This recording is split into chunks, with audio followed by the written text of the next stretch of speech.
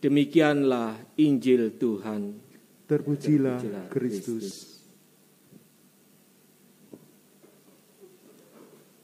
Bapak, Ibu, dan saudara-saudara yang terkasih dalam Tuhan kita Yesus Kristus, Injil pada hari ini, dalam Injil pada hari ini, Yesus tidak mau menakut-nakuti kita akan penderitaan yang harus dialami oleh setiap pengikut Kristus. Tetapi Yesus mau mengajak kita untuk memeriksa hati kita masing-masing, memeriksa motivasi kita dalam mengikuti Dia, dan juga untuk menghapus harapan-harapan palsu yang masih ada dalam diri kita. Bahkan Yesus mau mengingatkan bahwa mengikuti Dia, kita harus siap untuk dibenci dan dianiaya dunia. Seperti yang dikatakan dalam Injil hari ini, jikalau dunia membenci kamu, ingatlah bahwa ia telah lebih dahulu membenci aku. Sekiranya kamu dari dunia, tentulah dunia mengasihi kamu sebagai miliknya. Mengapa dunia membenci Tuhan dan gerejanya? Kita semua, para pengikutnya. Dalam Injil hari ini bagian terakhir dikatakan, tetapi semuanya itu akan mereka lakukan terhadap kamu karena namaku, sebab mereka tidak mengenal Dia yang telah mengutus aku. Dalam Injil, kata mengenal itu bisa disamakan dengan tidak mengenal adalah tidak tahu, tidak punya pengetahuan akan Tuhan yang telah mengutus Yesus.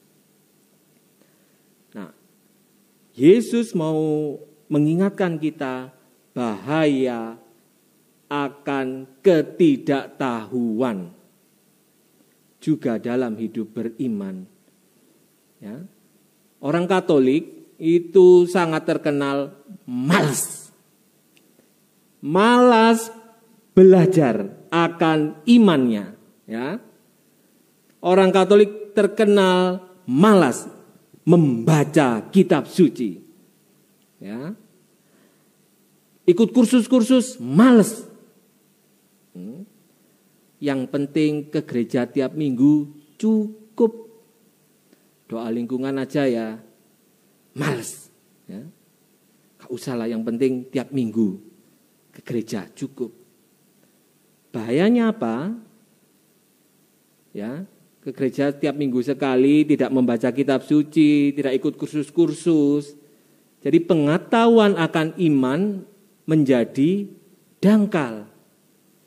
Ya, karena hanya khotbah 10 menit di gereja hari Minggu tidak cukup. Ya, kalau khotbah romonya lama sedikit, umat sudah menggerutu atau ribut dengan parkir ya. Ya. Tidak cukup. Juga tidak, umat Katolik juga malas membaca buku-buku rohani. Maka pengetahuan akan iman dan gerejanya sangat dangkal. Itu sangat berbahaya. Kalau tidak punya pengetahuan akan apa yang diimani. Ya. Berdoa, berdevosi, baik. Tapi kalau tidak tahu mengapa kita berdevosi, mengapa kita beriman, apa yang diimani, apa yang didevosi, itu menjadi bahaya. Kita hanya melakukan kegiatan rohani tanpa tahu artinya. Arti yang mendalam dalam hidup kita, dalam kehidupan beriman kita. Jadi hanya ritual, seperti kalau kita ke dukun. Ya, pokoknya nurut apa yang dikatakan mbah dukunnya.